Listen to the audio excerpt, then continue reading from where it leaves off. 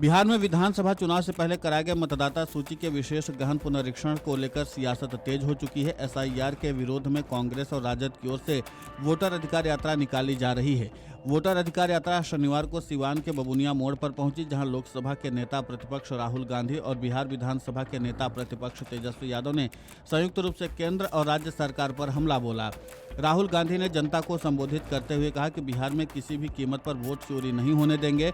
उन्होंने भाजपा और चुनाव आयोग पर सीधे सवाल खड़े किए और आरोप लगाया कि लोकतंत्र के साथ छेड़छाड़ की जा रही है। उन्होंने कहा कि जनता की ताकत सबसे बड़ी है और जनता जागरूक होती है तो कोई ताकत उनके हक को नहीं छीन सकती है। उन्होंने लोगों से अपील की कि वोट के अधिकार की रक्षा के लिए सतर्क और एकजुट रहें।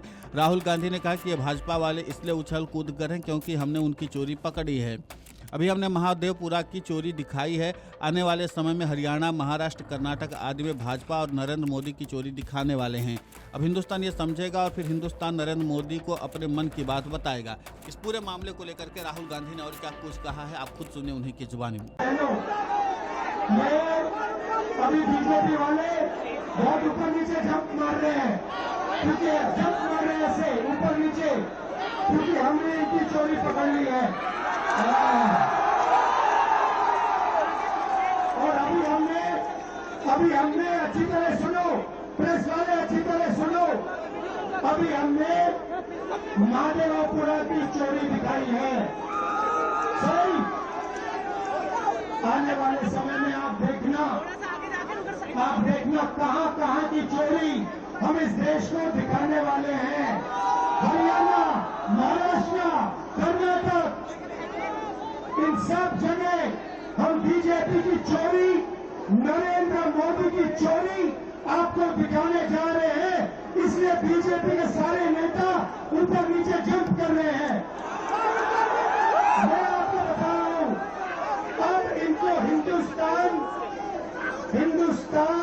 इनकी सच्चाई को समझेगा, सुनेगा और फिर हिंदुस्तान अपनी मन की बात नरेंद्र मोदी को बताएगा।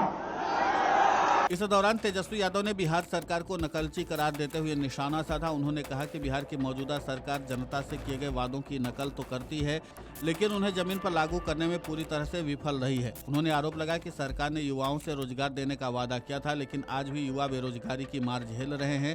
तेजस्वी यादव ने युवाओं से आह्वान किया कि वे बदलाव की इस लड़ाई में आगे आएं और एक नई, मजबूत और जनता के हक की सरकार बनाने में सहयोग करें। राहुल गांधी और तेजस्वी यादव ने मंच से जनता को भरोसा दिलाया कि अगर जनता साथ देती है तो न सिर्फ वोट चोरी रोकी जाएगी, बल्कि एक ऐसी सरकार बनाई जाएगी जो हर वर्ग की आवाज़ सुनेगी और युवाओं को बेहतर भविष्य की गारंटी देगी। राहुल गांधी ने कहा कि यात्रा सिर्फ बिहार की नहीं बल्कि पूरे देश के लोकतांत्रिक अधिकारों की रक्षा के लिए निकाली गई है।